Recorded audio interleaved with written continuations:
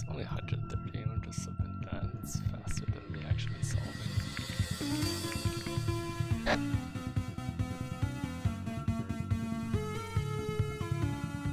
wonder what the actual solution is.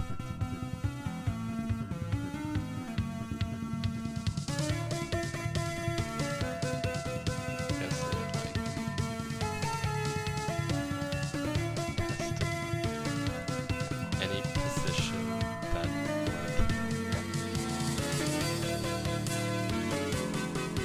borders something on this candidate.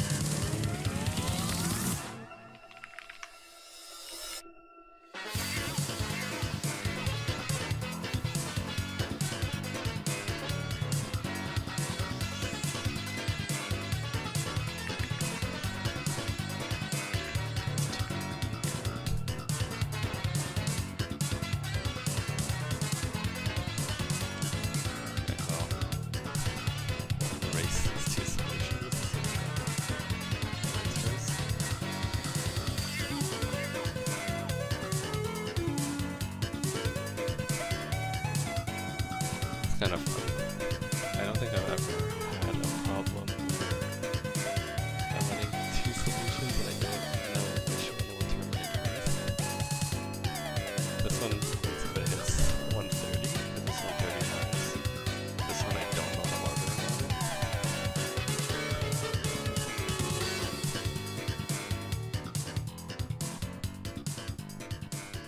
I guess I could optimize this by not checking ones where there's already a pound symbol. Oh, this is a fun problem. It would be fun to look at the leaderboard to see.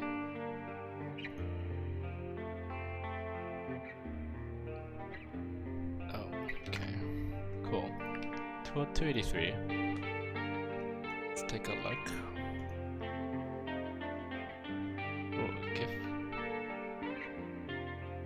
8 minutes to close. Man, I should have been able to hit leaderboard here. I was 2:59. I needed to be like 20 seconds faster. That's unfortunate. This was definitely a leaderboardable day.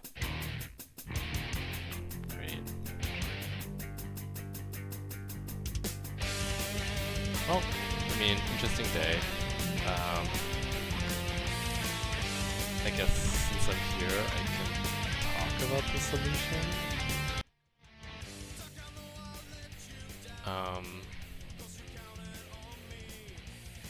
So, this is a pretty straightforward just simulation for part 1. You start here, and every time you hit a pound symbol, you like rotate clockwise. And you simulate just going through the grid until you fall off the grid. And so part 1 is just asking how many different spots do you hit. I stumbled a bit on implementing this. I think if I had not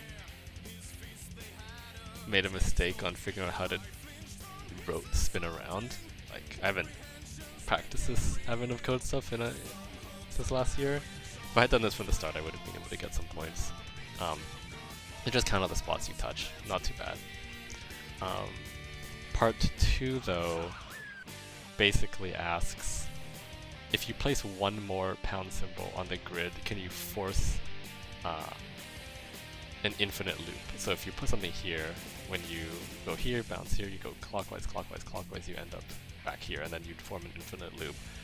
There's probably a more elegant way to solve this, but at first, I thought, well, what if we just simulate all possibilities? It looks like the grid is 130 by 130, so I don't know, somewhere under a million different possibilities.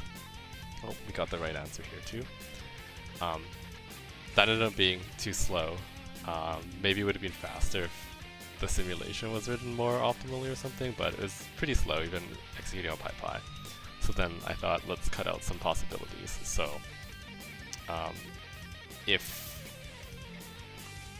I decided if we never get to a point on the first search where we're going without any obstacles added, adding an obstacle doesn't matter. Like if you add an O here, we never run into it when searching the maze, so there's no point in even simulating that. So that's what the simulation on the right side was doing.